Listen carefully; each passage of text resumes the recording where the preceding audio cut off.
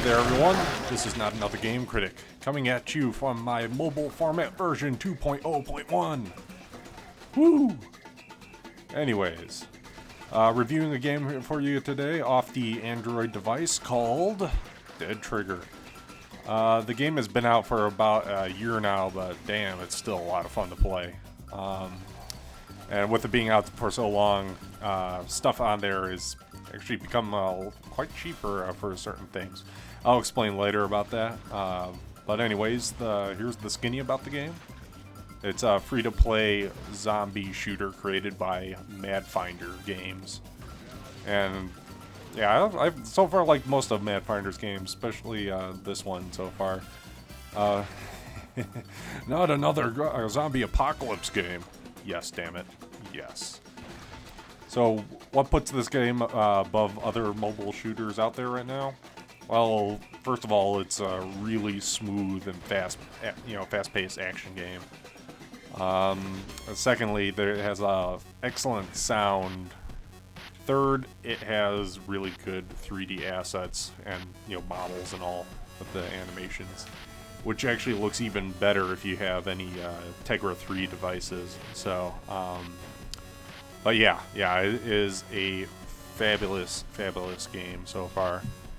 And to top it off, one of my favorite things about it is the inventory system.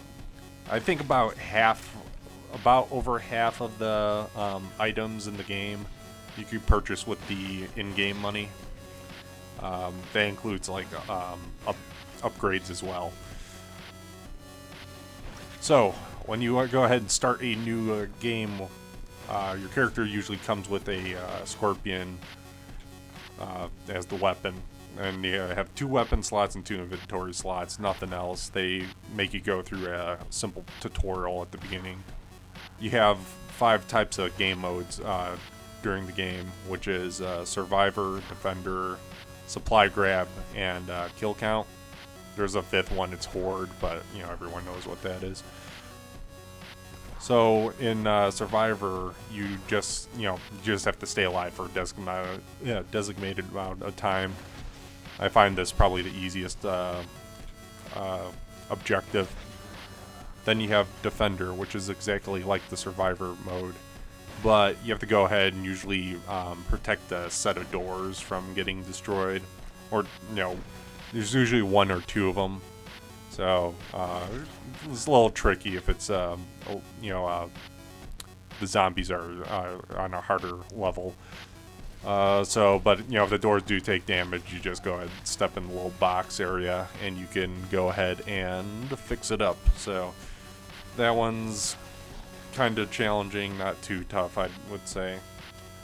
Then you have the supply grab, which is you pick up boxes, usually 3 to 5 of them during a objective. So you just have to run around your radar looking for the X, running back and forth. To go ahead and finish. I find this one probably the more challenging one, because if you don't have a proper weapon to go ahead and go through like a wave of zombies, it goes ahead and gets a little tricky and get them to sideswipe you or get some bastard that runs behind you super fast and smacks you.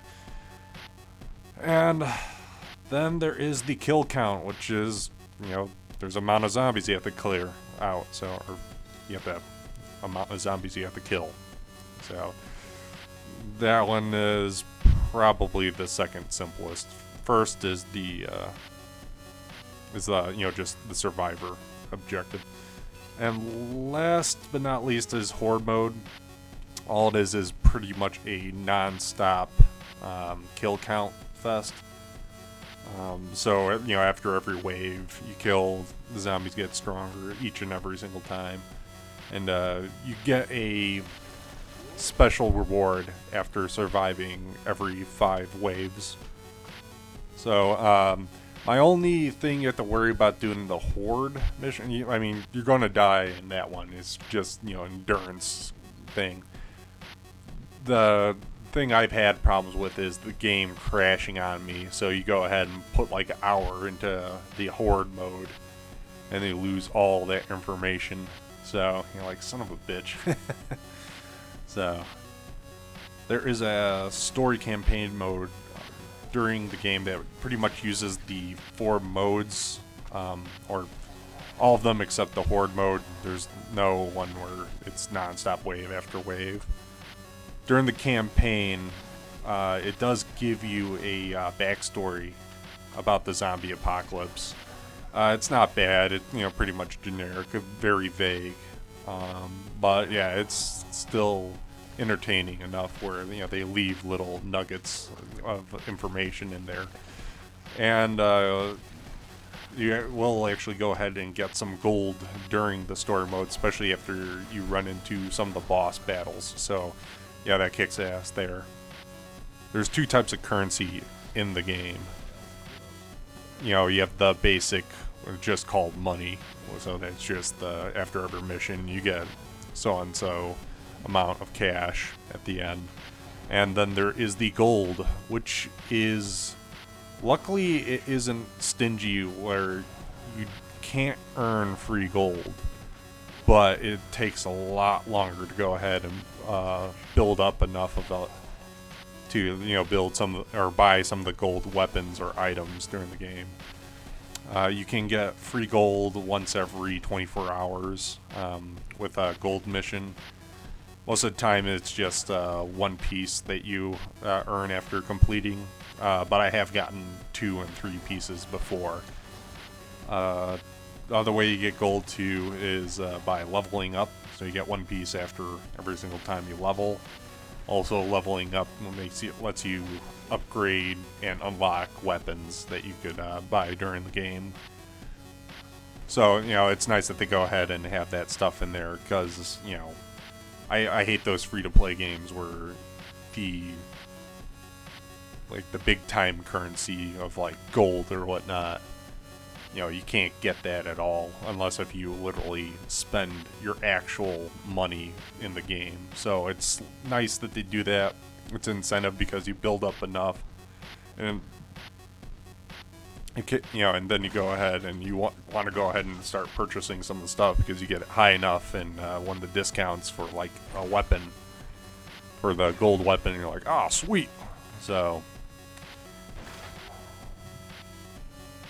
when it comes to your zombie enemies, let's see, I'd say it's probably like 4.5-ish for the different varieties that come at you. The reason I say 4.5-ish is some of them will sprint super fast, but not all the time. And it varies. They go ahead and they don't just go ahead and come at you at 1 speed. And occasionally, will run at you after a while. You're like, whoa, that's a change up. But you pretty much have your basic zombie. It goes ahead and just surrounds you with a limp. Then you also have the cops, which go ahead and the cop zombies. They go ahead and usually like upchuck something at you. So they shoot a projectile at you to go ahead and injure you. If you're pretty simple to dodge, it's one of those things. If you if you don't notice them and they could smack you, you're like, oh shit. So but otherwise they're pretty similar. The ones that I find that are the pain in the ass are the SWAT zombies. The zombies that are wearing full Kevlar armor. So they're freaking tanks. You're pegging them in the head and they don't want to go down. And it's they're by far, I find, the most annoying. And then you have the big 10-foot tall super zombies, which are like the boss ones.